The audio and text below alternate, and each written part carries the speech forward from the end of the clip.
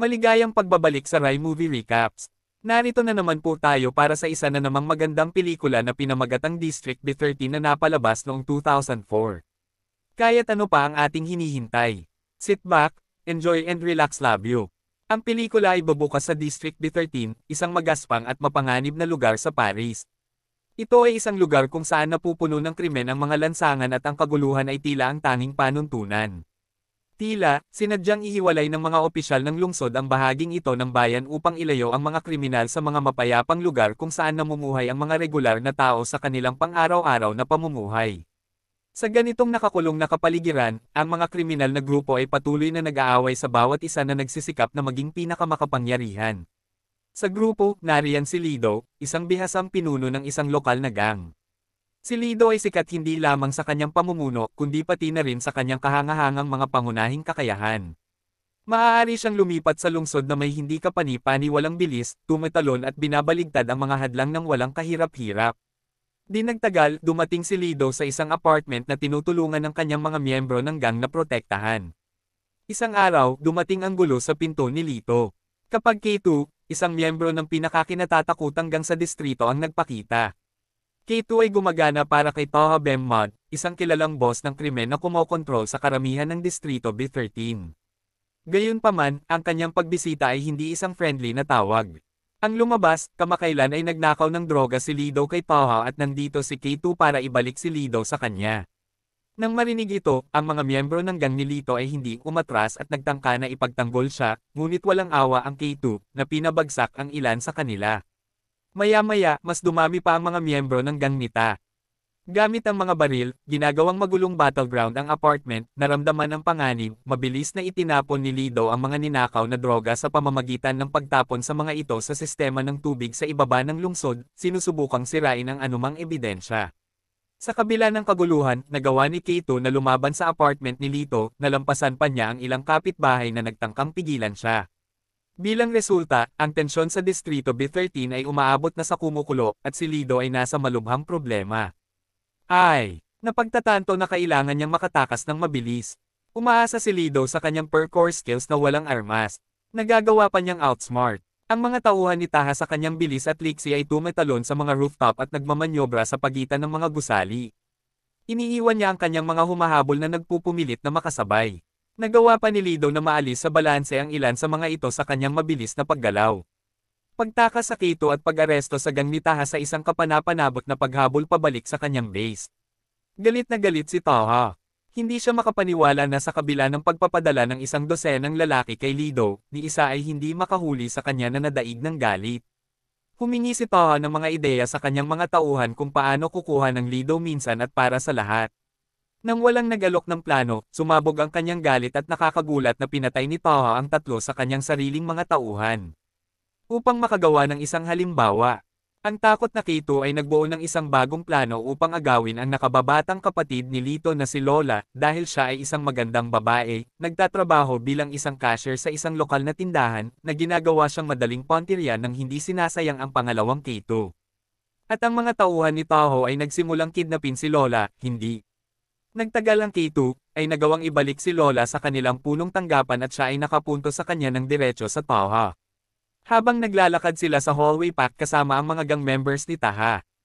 Ang ilan sa kanila ay nagsimulang manggulo kay Lola. Gayunpaman, si Lola ay matapang at masigla ay hindi nagpapigil at sinampal ang isa sa kanila sa mukha. Nang makita ang K2 na ito ay mabilis na namagitan ang dalawa na hinaila siya palayo sa grupo at direktang dinala sa Taha para makapagplano sila ng susunod nilang gagawin. Nang maglaon, nagpa siya si Taha na ipakalat ang balita na mayroon sila. Inaasahan ni Lola na ang balitang ito ay makakalapit kay Lido sa kanila, ngunit nauuna na si Lido ng isang hakbang. Nang walang babala, sumabog siya sa isang bintana sa silid ni Ta na nagulat sa lahat. Pagkatapos ay tinutukan ni Lido ng baril si Taha at mariing sinabi sa kanya na tapos na ang kanyang operasyon sa droga sa lugar. Hindi lang nandoon si Lido para magbanta. Siya ay dumating upang iligtas ang kanyang kapatid na babae na nahaharap sa walang ibang pagpipilian. Nag-atubiling pumayag si Taha na palayain si Lola, ngunit hindi umaalis si Lido nang hindi sinisiguro ang kanilang kaligtasan. Nagpa siya siyang i-hostage si Taha. Ginamit siya bilang isang kalasag habang tinahak nila ang daan patungo sa labasan. Habang palay-patlipat sila sa gusali, nakita ni Lola ang miyembro ng gang na nangaharas sa kanya kanina, nakipagsapalaran, siniguro niyang mapahiya siya, na ipinaramdam sa kanya ang kahihinatnan ng kanyang mga aksyon. Pagkalabas ay mabilis na sumakay sa kotse ang magkapatid at pinaharurot ito. Ngunit hindi agad sumuko ang mga tauhan ni Taho, sinimulan nilang barilin ang tumatakas na pares. Buti na lang at bihasang driver si Lola. Dahil sa kanyang karanasan bilang underground taxi driver, dalubhasa pa niyang naiwasan ang mga bala na humahabol sa mga lansangan habang sila ay matapang na tumakas. Sa isang nakakagulat na twist, hindi nakatakas sina Lido at Lola. Sa halip, dinala nila si Taha sa lokal na istasyon ng pulisya.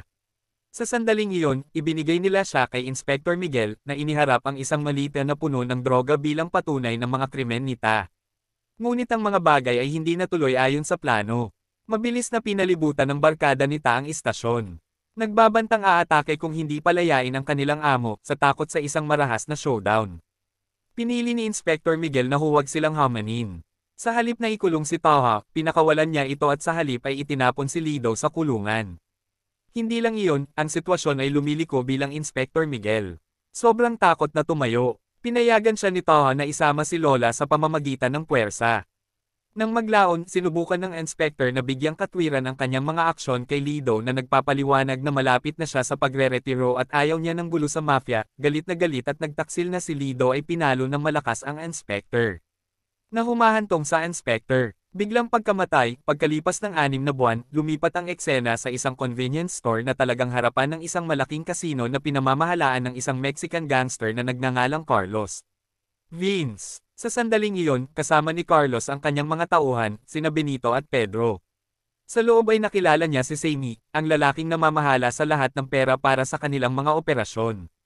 Ngunit may isang bagay na naramdaman ng ipaalam ni Sammy kay Carlos na isang malaking halaga ng pera ang nawawala. Ipahiwatig na maaaring may nagnanakaw mula sa kanila, hindi nagsasayang ng isang segundo. Pinaghihinalaan ni Carlos si Pedro ng pagtataksil at agad siyang binaril. Nang kumilos si Carlos upang kunin ang natitirang pera, sinurpresa siya ni Benito sa pamamagitan ng pagtutok sa kanya ng baril. Nabatid na si Benito, na ang tunay na pangalan ay Damian, ay nagtatrabaho ng palihim sa lahat ng panahon na nangangalap ng mga ebidensya upang mapabagsak si Carlos. Sa panahong ito, ang tunay na pagkakakilanlan at misyon ni Damian ay nahayag sa wakas sa sandaling ito ng pagtataksil. Sumunod na itinali ni Damian si Carlos na naghahanda na ibigay siya sa pulisya, nagpaplanong tumakas sa pamamagitan ng air duct, ngunit hindi magiging madali ang pagtakas. Sinimulan siyang paputukan ni Sammy at ng iba pang gang ni Carlos. Sa kabutihang palad, si Damian ay hindi lamang mabilis na pag-iisip, ngunit napakahusay din sa parkour, na nagpapahintulot sa kanya na kumilos ng mabilis at ibagsak ang lahat ng tao ni Carlos ng madali. Matapos ibagsak ang mga kriminal, tumawag si Damian sa isang crew ng paglilinis upang tipunin ang lahat ng ebidensya mula sa eksena. Saglit siyang lumingon kay Carlos. Para sa lahat ng mga oras na iyon, napilitan siyang hugasan ang kanyang sasakyan habang nagtatrabaho ng palihim. Bilang resulta ng isang matalim na ngiti, sinira ni Damian ang pinakamamahal na sasakyan ni Carlos sa kanyang harapan na nagbigay sa kanya ng paghihiganti. Nang matapos ang lahat, binati siya ni Damian Superior, Colonel Brown sa isang mahusay na trabaho. Gayunpaman, walang oras para magpahinga dahil naghanda si Colonel Brown ng isa pang apurahang misyon para sa kanya. Di nagtagal pagkatapos makipagkita si Damian sa isang opisyal ng gobyerno na nagngangalang Kruger, na nagpaalam sa kanyang bagong misyon. Sa pagkakataong ito, mas mataas ang pusta dahil kinailangan ni Damian na pigilan ang isang sakuna na kinasasangkutan ng isang malakas na bomba ng neutron na kahit papaano ay napunta sa mga kamay ni Ta. Ang gang ni Ha ay orihinal na sinadya upang sirain ang Distrito B13. Ang bomba ay aksidenteng na-activate ni Taha mismo. Dahil dito, kinailangan ni Damian na kumilos ng mabilis upang matigil ang isang potensyal na sakuna.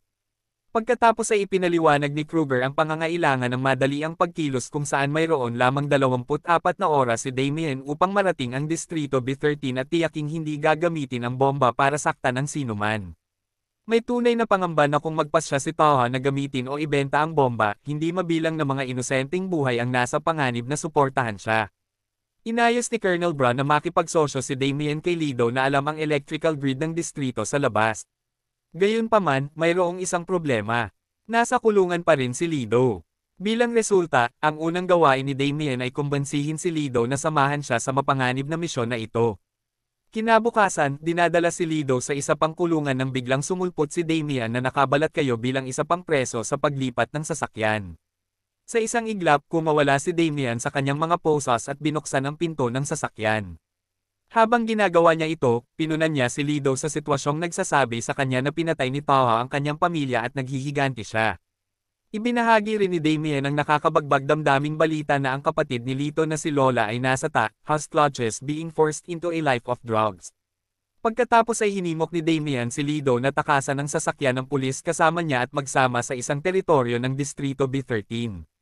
Nang makalaya, mabilis na pinababa ni Damian ang dalawang gwardya. Kinokontrol ang kanilang sasakyan. Gayunpaman, hindi pa rin lubos na nagtiwala si Lido kay Damian, kaya pinususan niya ito upang maiwasan ang anumang biglaang pagtataksil. Hindi nagtagal ay nalampasan ng dalawa ang himpilan ng pulisya sa pasukan ng distrito. Ngunit biglang bumagsak ang preno ng kanilang sasakyan, kaya napilitan si Damian na bumangga sa sasakyan ng isang gangster para ihinto ito. Napagtanto na si Damian ay talagang isang pulis. Nagpasya si Lido na iwan siya at magpatuloy sa kanyang sarili. Makalipas ang ilang sandali, nasumpungan ni Damian ang kanyang sarili sa problema, na nakatutok sa baril ng dalawang galit na miyembro ng gang na ang sasakyan ay nawasak ng walang ibang pagpipilian. Nilabanan sila ni Damian. Samantala, pabalik sa kanyang pinagtataguan, malupit na tinatreto ni Taha si Lola. Habang nakahiga siya sa harap ng TV. Hindi nagtagal, pumasok ang Keito at ipinaalam kay Taha na lumabas na si Lido sa kulungan at malamang napupunta para kay Lola. Ang balitang ito ay agad na naging alerto kay Taha at inutusan niya ang Keito na dagdagan ang seguridad sa paligid ng kanilang base. Lingid sa kanilang kaalaman ay nasa malapit na pala si Lido na pinagmamasdan ng bawat kilos nila mula sa isang tagong lugar. Ilang sandali pa, naabutan ni Damian si Lido, halatang inis na iniwan siya kanina. Pagkatapos ng tense na palitan, sa wakas ay napagkasunduan nilang magsama-sama.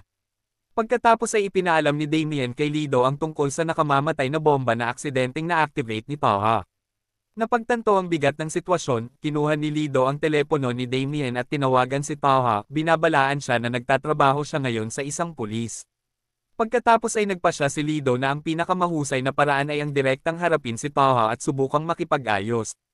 Nag-aalinlangan si Damian, ngunit iginiit ni Lido na ito ang pinakaligtas na paraan upang mahawakan ng mafia. Maya-maya ay dumating na si Keito at ang kanyang mga tauhan na nag-escort kina Lido at Damian sa hideout ni Taha. Pagdating nila, agad na hiniling ni Taha na malaman kung bakit nagpapalusot si Damian sa kanyang teritoryo. Ipinaliwanag ni Damian na naruroon sila upang i-disarm ang mapanganib na bomba. Nagnakaw si Taha. Nang marinig ito, sinabi ni Taha sa kanila na papayagan lang niya ito kung mag-aabot sila ng 20 milyong euro, kung hindi man ay nagbabanta siyang ipadala ang bomba sa ibang lungsod. Ang demand na ito ay naglalagay kay Damian sa isang mahirap na posisyon, kaya tinawag niya si Kruger na humihiling sa kanya na ilipat ang pera sa account ni Taho, ngunit tumanggi si Kruger na magbayad ng ganoong kalaking halaga. Nang walang ibang pagpipilian, nagpasya si Damian na linlangan si Taho nang may kumpiyansa na sinabi sa kanya na malapit na ang bayad. Si Taho, gayunpaman, ay hindi madaling malinlang. Inutusan niya ang Keito na ikulong sina Lido at Damian hanggang sa dumating ang pera. Habang sila ay banihag, sinimulan ni Lido na tanungin ang mga intensyon ni Kruger, na nagtataka kung bakit hindi magbabayad ang gobyerno kung talagang mapanganib ang bomba. Samantala, si Lola ay nagpupumilit na hindi paganahin ang bomba, ngunit ito ay halos imposible dahil siya ay nakakadena ng mahigpit na nililimitahan ang kanyang mga paggalaw. Sa paglipas ng panahon na mapanganib na malapit sa pagsabog ng bomba, si Lido ay nakaisip ng isang mapanganib na plano. Sumang-ayon si Damian, at magkasama nilang niloloko ang mga lalaking Taha na nagsasabing kailangan nilang makausap ang kanilang amo. Ngunit sa sandaling makarating sila sa pasilyo, iniikot nila ang mga mesa gamit ang kanilang mga kahangahangang kasanayan sa prekor upang makatakas. Mga armadong gwardya ni Taha. Makalipas ang ilang sandali, dinala ni Lido si Damian sa isang nakatagong lagusan upang takasan ang kaguluhan. Bumalik sa headquarters ni Taha. Si Sammy ay naghatid ng nakakagulat na balita na ang kwento ni Damian tungkol sa paglilipat ng pera ay isang kasinungalingan at sinamsam ng gobyerno. Lahat ng pera ni Taha. Galit na galit at ngayon ay sinira. Ang barkada ni Taho, lalo na ang K2 turns laban sa kanya, sawa na sa kanyang pamumuno. K2 ay pinatay. Siya sa lugar at kinokontrol ang gang. Ngayon ang namamahala, inutusan ni K2 ang kanyang mga tauhan na tugisin sina Lido at Damian. Ngunit ang dalawa ay dalubhasa sa pag-iwas sa pagkuha ng walang kahirap-hirap na tumalon sa mga rooftop at umiiwas sa kanilang mga humahabol upang itapon hanggang sa kanilang landas. Iminungkahi ni Lido na maghiwalay sila, dinadala niya sa mga rooftop habang si Damien ay nananatili sa mga kalye sa ibaba. Sa kabila ng kanilang mga pagsusumikap, sa kalaunan ay natuntun sila ng gang ni Kaito at pinalibutan sila sa isang hindi inaasahang twist. Ayaw mag-away ni Kaito. Sa halip, desperado siya para sa kanilang tulong sa pagdisarma ng bomba na nakatakdang lipulin ng District D13 sa loob lamang ng 10 minuto. Sa panahong ito, ang Kaito ay sumang-ayon na magtulungan upang ikalat ang bomba at iligtas ang distrito. Ngunit nang magsisimula na sina Damien at Lido, napahinto sila ng Bowhead, pinaka-loyal na ally force ni Taha. Nagpupumilit si Damien na labanan si Bowhead, ngunit sa tulong ni Lito ay nagawa nilang talunin siya ng walang ibang pagpipilian. Itinutok ni Damien ang Bowhead gamit ang isang ledrilyo para matiyak na mananatili siyang nakababa. Samantala, si Lola na hindi na makatiis sa epekto ng ipinagbabawal na gamot ay piniling gawin ang hindi maiisip. Mabuti na lang at sumugod si Lido sa tamang oras upang pigilan ang pagpapatahimik sa kanya bago mangyari ang anumang trahedya. Kasabay nito, apurahang tinatawagan ni Damien si Kruger para sa code ng bomb deactivation. Nang sa wakas ay ibinigay ni Kruger ang code, naramdaman ni Lido, may mali. Pagkatapos ay binalaan niya si Damien na huwag gamitin ito, na pinaghihinalaan na ang tunay na layunin ni Kruger ay maaaring palitawin ang bomba at lipulin ang distrito sa pag-uubos ng oras. Nag-aaway sina Damien at Lido dahil ayaw maniwala ni Damien na pagtataksilan siya ni Kruger. Gayunpaman, patuloy na pinipilit ni Lido, sinusubukang kumbansihin si Damien na si Kruger ay naging mapanlinlang sa lahat ng panahon. Kasabay ng pag-tiks ng timer hanggang sa ilang segundo lang, sumama si Lola sa pagmamakaawa kay Damien na huwag ilagay ang code. Makalipas ang ilang sandali, ang orasan ay tumama sa 0 at lahat ay naghanda, ngunit ang bomba ay hindi tumunog, na nagpatunay na ang hinala ni Lito ay tama nang makita ang bomba na disarm Kaito ay nagpasya na hayaang malayang makalayo sina Damien, Lido at Lola. Makalipas ang isang oras, sina Damien at Lido storm sa isang opisina ng Kruger na nagdadala ng bomba. Hindi nagaksaya ng oras si Damien sa pagbabante na i-activate ang bomba maliban kung ipagtapat ni Kruger ang kanyang pukana para sa District D13 under pressure.